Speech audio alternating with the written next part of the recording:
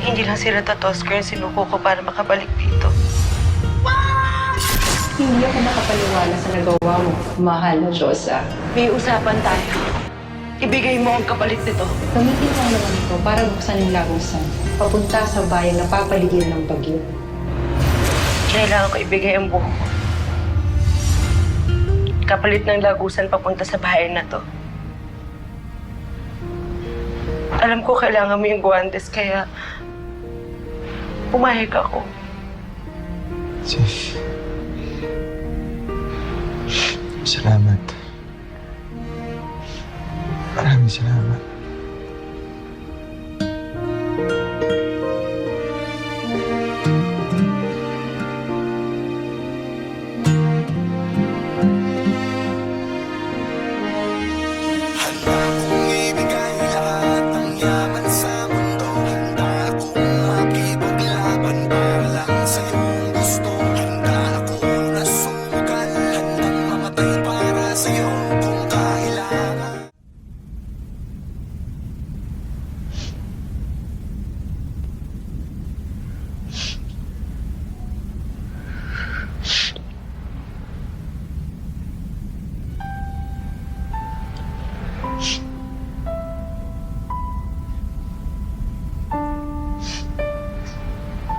Sif, huwag ka na umiyak.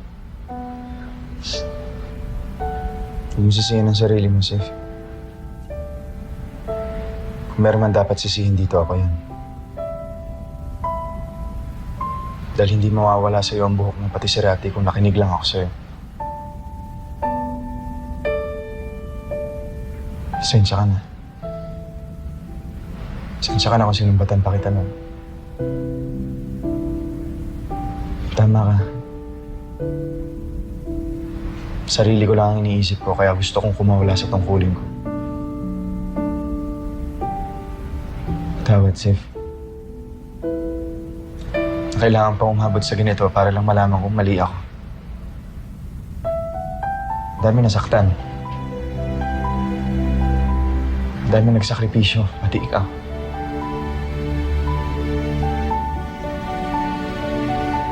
Huwag na natin sisihin ang sarili natin.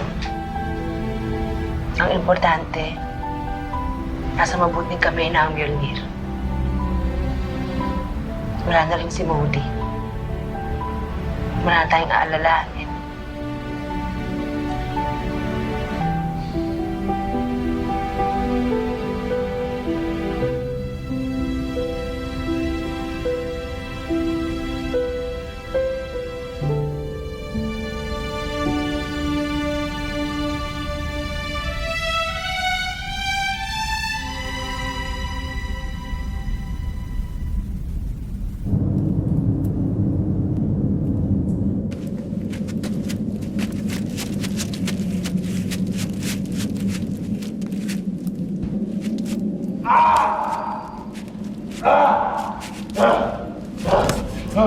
Moody?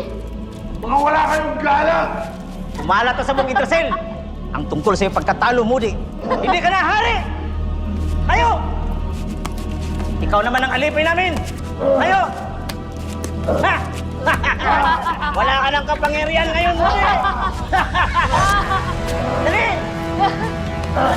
Ikaw naman ang alipin namin, ha? Ha?